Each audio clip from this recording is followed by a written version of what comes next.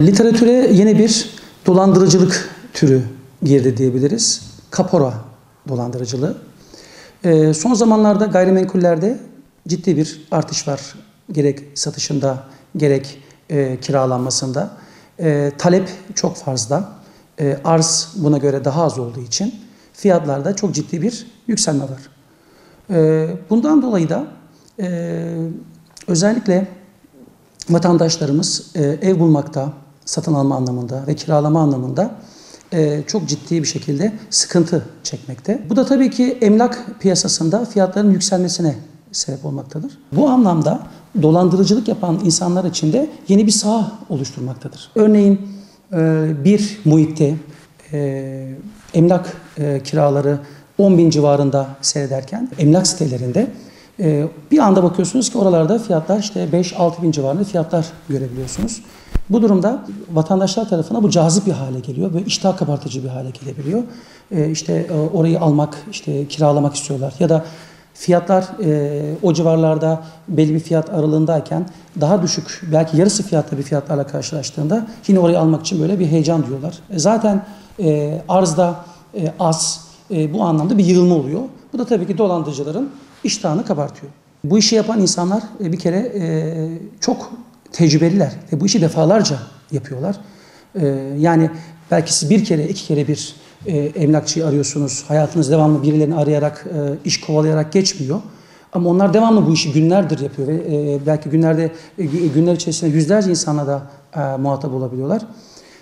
İşte ne gibi durumdan yararlanıyorlar ve ne gibi durumlar ortaya çıkıyor? Şöyle söyleyebiliriz. Örneğin işte siz evlenmek üzere oluyorsunuz. Bir kiralık ev bakma gereği hissediyorsunuz. Aceleniz var. Piyasada da ev yok. Bunun içinde işte o ilanda bir yer görüyorsunuz ve bakıyorsunuz ki fiyat gayet düzgün bir şekilde. Uygun bir fiyat. Piyasanın çok çok altında arıyorsunuz. Karşılaştığınız telefondaki kişinin tavrı genelde şöyle oluyor. İşte ben burayı sıkıştığım için veriyorum. Çok darlandım. Paraya çok ihtiyacım var. Ve şu anda birçok kişi de talep, ben böyle beklemiyordum. Çok kişi arıyor gibi bir durumla karşılaşıyorsunuz. Sizi bir anlamda paniğe sevk ediyor. Sanki elden mal gidecekmiş gibi ya da kiralık ev gidecekmiş gibi bir duruma sokmaya çalışıyor. Tabii siz de ne yapıyorsunuz? Bir an önce orayı alma gereği hissediyorsunuz. Tabii bunun için de ön şart olarak da bir kapora ortaya atıyor. Bunu bir opsiyonlayabilirim size. Ama işte şu kadar bir fiyat vermeniz lazım diyor.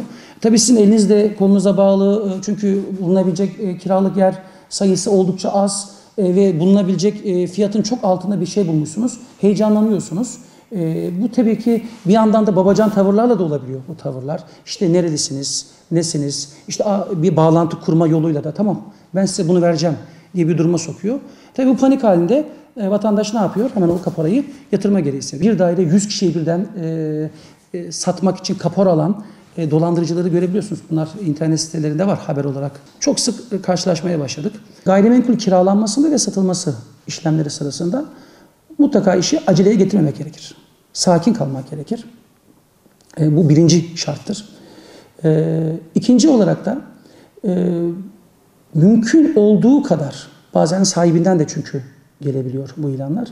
Mümkün olduğu kadar bir emlakçıdan, bir gayrimenkul danışmanından yetki belgesi olan, bunu internetten çok rahat sorgulayabilirsiniz. Yani bir ilanı verene baktığınız zaman o kişinin yetki belgesini sorgulayabilirsiniz. Yetki belgesi mutlaka olmak zorunda. Onu kontrol edin. Eğer bir emlakçıdan alıyorsanız. Ayrıyeten almak istediğiniz ya da kiralamak istediğiniz gayrimenkulün mutlaka kendisini fiziken görmeniz gerekir. Yani internet üzerinden hemen gördüm, aldım gibi bir durum oluşmaması lazım. Mutlaka yerini görmeniz gerekir. Fiziken bakmanız gerekir.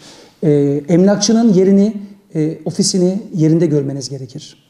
Yetki belgesini sorguladıktan sonra. Dolandırılan vatandaşlarımız bazen işte ufak bir meblağdır diye uğraşmak istemiyor. Bir yerlere gitmek istemiyor, şikayete bulunmak istemiyor. Aman uğraşmayayım diyebiliyorlar. Vatandaşlarımızın yapacağı bu durumda direkt savcılığa suç duyurusunda bulunmaktır.